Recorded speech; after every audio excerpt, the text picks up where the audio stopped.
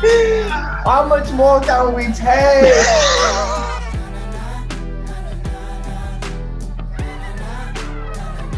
Okay, my question is, what do you do to stay happy in a musical space? What do you do to stay motivated? What do you do to stay sane in a space like this? Like, what do you do? Well, that's kind of that's my question. Oh, Yeah. okay, right. So I forgot. Sorry. That was my brother in it. So I forgot that we were recording. Like, sorry. Sorry. Oh yeah. The Ivors are all about songwriting, so Yes. I reckon we start there. We start with Cool. Barney artists. Like, what was it that got you into writing songs, to writing raps? Yeah. Cool. So I think my story is quite different to other people's stories. So I started rapping really late, like about 17, 18. That's when I started rapping, so like 10 years ago, right? And I started rapping. So I started as a gospel rapper, and I was terrible, really bad, like embarrassingly bad at it, because I wanted to impress my youth pastor at church. You know, the youth pastor that wears the jeans and slits in the jeans, right? So I tried to dine and was awful, tried to make beats, whatever. And then, like, my best friend, a guy called Alpha. So I've known Alpha since we were 3. We met at nursery. I've just kind of like stuck along. You know that talented friend that's like good at everything, like great at football, really smart. Like, I just kind of held on for dear life and was like, this guy's hopefully going somewhere. Let me just carry on with him. So Alpha started taught himself how to play piano at the age of like 17, and like literally no lessons, no nothing. Taught himself how to play piano, and he started listening to like jazzier music, and then started, making jazzier sounding instrumentals. And then from there, I was like, well, I'm around him all the time. Let me try this rapping thing again with whatever. So tried it, terrible, like really bad. Like, I think people need to understand, like, some people, like, I listen to like interviews with like rappers and stuff, and they're like, yeah, I was 8 and I was listening to Nas. No, I was into S Club 7 and Blue. Like, that's what I was listening to. I wasn't listening to Mos Def. Like, I was listening to Shania Twain and Steps. That's what man was on. That's what my mom was playing in the house. You know what I'm saying? Wow. Let's be real, right? So I start writing, but I really love the idea of having nothing and then creating something. I like the magic of creating music, and you start with nothing, and then it formulates into this thing that you have, and it's like it can make people feel a certain way, and it can invoke how you feel, and you can say stories, and then you look at like the technicalities of whatever. So I just became obsessed with it, man. Really interested, Barney, in hearing about your perspective, particularly from kind of like a well-being kind of perspective of being an independent artist and choosing the route of independence. Like, what does that view look like to you?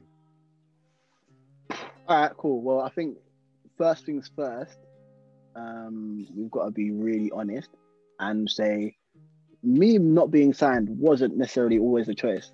I was Mr. No one cared. Like, that's what it is. There's not people like, I was just thinking, a lot of people go, oh, I'm independent because the labels and the system and da. Auntie, uncle, if they offered you £20 on a Kit Kat, you are taking that deal, blood.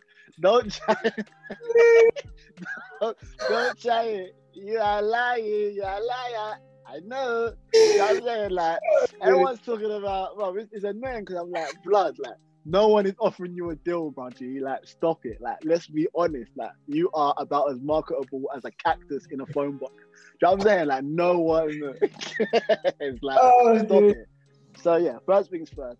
A long time, the majority of my career, no one was offering me any sort of deal. But I think that's really important to say, because I think there's a lot of young musicians or people that are out there that are going, am I doing something wrong? That labels are not interested in me. Like, what am I doing wrong? And I think it's important to know that, like, sometimes the business aspect of things might prevent people from finding out about you, or you might not be a quick sell, and that's fine. Like, take your time, work on your craft, love what you do. But I suppose that the difficulties about being independent, one, I had a retail job for like literally for like 10 years. So like from when I first started doing music, you know, I worked in different shops and that kind of thing. And, you know, at first it felt quite negative, you know, like, oh, I'm not doing well because I can't live and finance myself just through music. But I started seeing the positives of it, like as I kind of got older. One of the positives for me was, and I suppose I was lucky to work in like a really cool place that was quite understanding about what I was doing outside, but was a freedom of, I can go to this place and I don't have to think about music. Like I can go to this place and I can just be human, because there's people that like this whole notion of like, you know, quit your job, like go for your dream, like, you know, forget money, like sleep outside, you know, write songs on your guitar in a pond, like don't. I think the point is should be find beauty in everything. Find beauty in everything that you possibly can, whether it's you having a job that you hate, whether it's you having a job that you love, like whether it's your interaction with your family. Try and find the beauty in these things, because those things will help you. You can learn lessons from that along the way. So for me, working in retail, it really helped me with my interactions with people. I learned how to speak really well, how to engage with people really well. So that was a great thing. And that's what I've been able to now take from this thing and then move it over here. I worked in a clothes shop. I was getting clothes for my videos or whatever, for photo shoots, from my workplace. That is a positive. I don't have to pay to go get a stylist because I'm now looking at fashion all the time. Like these are things that I'm looking at that I'm able to now take and engage into my career. So yeah, like I think the tough parts of it are, you know, feeling like you're overlooked, feeling like your time might have passed, feeling like, you know, it might never happen. But then at the same time, you know, you find the beauty of it, because I think sometimes in the music industry, especially when you get signed to a record label, you can feel like you're allocated a slot, and once you get dropped or you're not longer in a label, you feel like your time is done because you had that punt. And so sometimes, you know, being underrated or under the radar can be the best thing ever, because you can do your 10,000 hours and make terrible music videos and make terrible songs, and they're not being heard by loads of people. You know, like one of my worst fears would be to, like, you know, make a song that I hate, sign to a record label, that blows up, and then I'm just stuck performing I'm Blue Abba Dee Dabba Da every day. Do you know what I'm saying? Like, because there's nothing else I have. And so yeah, so that's kind of like a roundabout. That's really, really great. I want to touch upon something that you mentioned there, and ask you how you deal with that thought of it might never happen. Well, I think number one, the idea of success on a basic level is really important. And what is success? You know, is success having loads of money? Is success getting applauded? Is success having like loads of followers?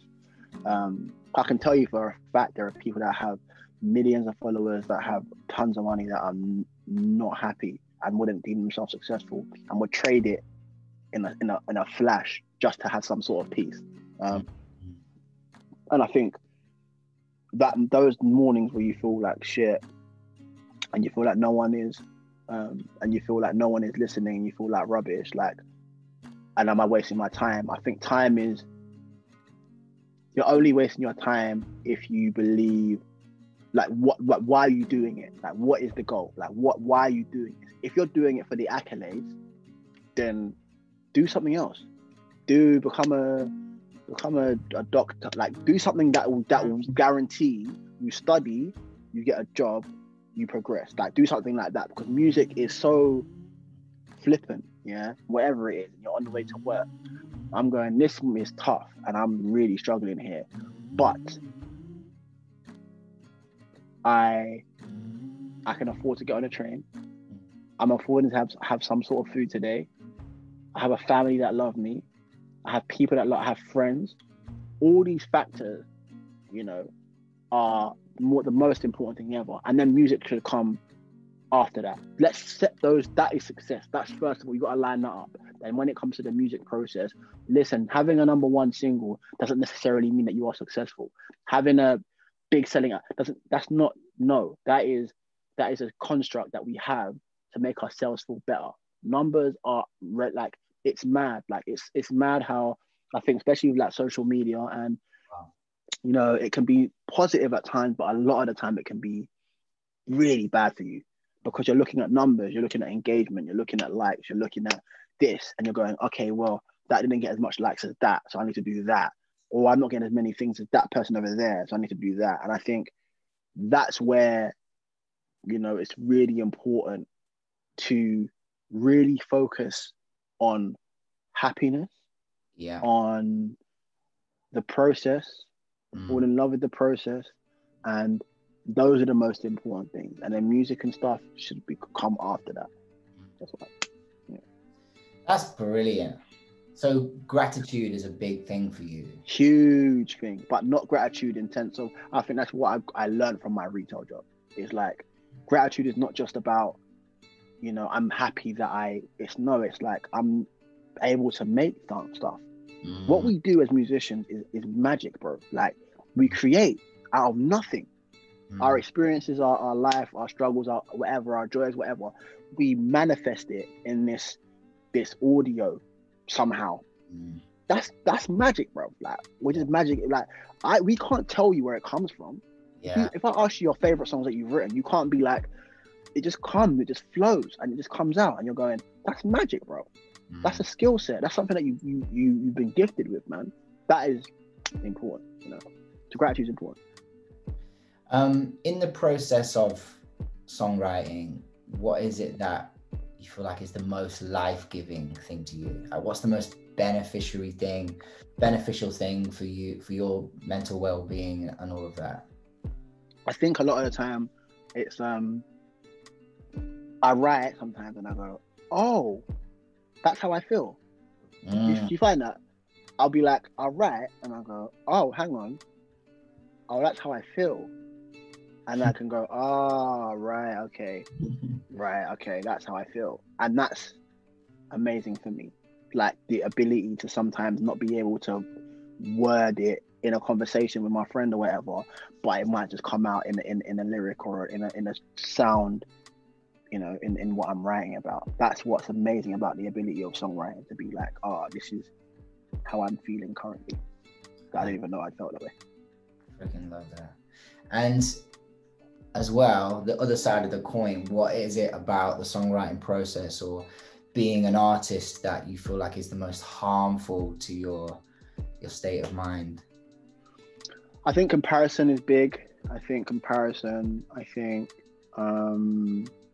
you know, constantly being pitted against other people and you constantly doing it yourself, and feeling like, you know, this isn't working because, you know, the numbers aren't as big as they were, and equating numbers to success, and or equating numbers to something being good, which I find fascinating. Like, what? So if more people listen to this thing, it means that it's better than the other thing. Why? Like, why is it better? Did it feel as good when you made it? Like, and I think that's where I can sometimes struggle by going, okay, I don't think people are gonna like that. I might not put that out because I don't think people are gonna like that. And that's where you kind of get into a spiral of, like, you know, chicken and the egg. Is it like, do I make music for people, or do people like music because I make it? Like, which way around is it? And I think that's where I can kind of find myself in a bit of a pickle. In Barney artists' kind of daily life, yes, is there anything that you kind of do on a daily basis or a weekly basis or at weekends or at evenings, mornings? Is there any kind of routines you have in place where you have to do them, otherwise you're gonna have a bad day? Putting my phone down. I put my phone down for an hour, making sure I speak to my friends as well. That's big. Right. That's really, really big, because our industry is so strange. Like, so having friends that are not musicians also really helps. Like, obviously you can't just magic them up, but I really highly advise. Like, I have one of my best mates, Matt. Matt is a carpenter. Matt has nothing to do with music. Matt we talk about music sometimes, but if he has no clue about any of it, he will probably watch this and be like, and be upset. Like, no, I know what I'm talking about. Like, Matt is like my safe space sometimes to go and go, I don't have to worry about anything to do, like nothing music related. Music is a weird thing because there is no off button. You're constantly, it's constant.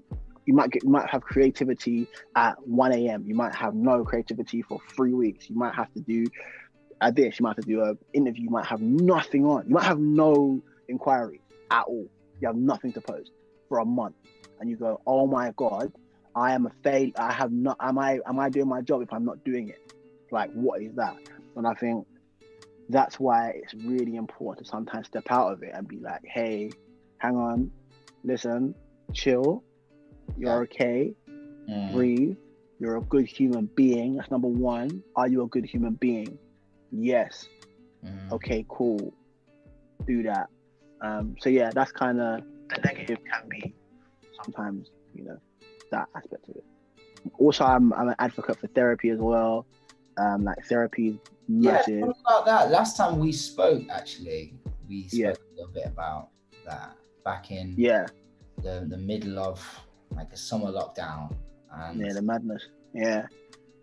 Therapy is like so important, man. For people, and obviously, like, you have gaps. You can have take time off away from it and but in terms of also having a place where you can go and not feel the pressures of speaking to your friends all the time, and sometimes working things out, sometimes having a disconnect with someone that you just talk at and just be like that can ask questions and help you is really, really therapeutic, as it were. And so yeah, like that's really, really important, I think. And I think I remember you speaking about this, about like how record labels should have funds for that and have money set aside for this. And I think you're spot on, man. I think the mental health issues in the music industry is nuts. Not just for the artists. I think for the A&Rs, I think for the managers, I think for across the board, mental health is just because it fluctuates. The idea of like the music industry is like literally like that. And now with streaming, it's on like another level of it, because you can have a song that is the turnaround of songs now, bro. Like it's like 3 days. People stop listening to your music after 3 days, bro. 3. Done. Yeah. That's how long it took to get like the keyboard sound right. You know what I mean? You know what I'm saying? Like you're there pouring your heart out on this. Yeah. And then people are like done with it. People are done with it. Like I got a message from people the day after I dropped my album, being like, "I can't wait for your next album." The week after I dropped it, like, when is your yo, man? And obviously that's amazing because they care. Like that means that they want to hear more.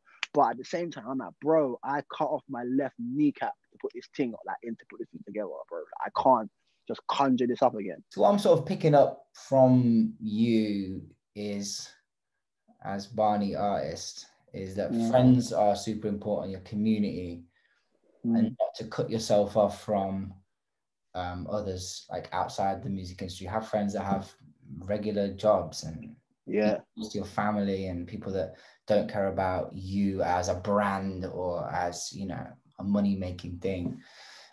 Knowing when to switch your phone off and when to kind of disconnect, practicing gratitude a lot of the time, whenever you have the strength to do that. And and therapy also seems to be. I love yourself, man. Care for yourself.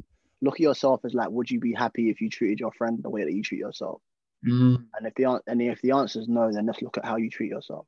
How are you talking to yourself? How are you engaging yourself? Like, what are you consuming as yourself? Like, would you recommend that to your friend? If not, then let's look at that and be objective about that. I love that. The things that like I want to say is like, this is tough. It's really tough. And, we are all figuring this out together. And like, understand that, like, even though it's tough, love yourself, and we love you. And like, love not in the sense of like you know, just the raw element of like love and like giving, and, you know, don't be afraid of yourself, learn about yourself. You know, it's bro, like as I said, like being like working in the industry currently is really difficult, and I think self-esteem levels are really, really plummeted.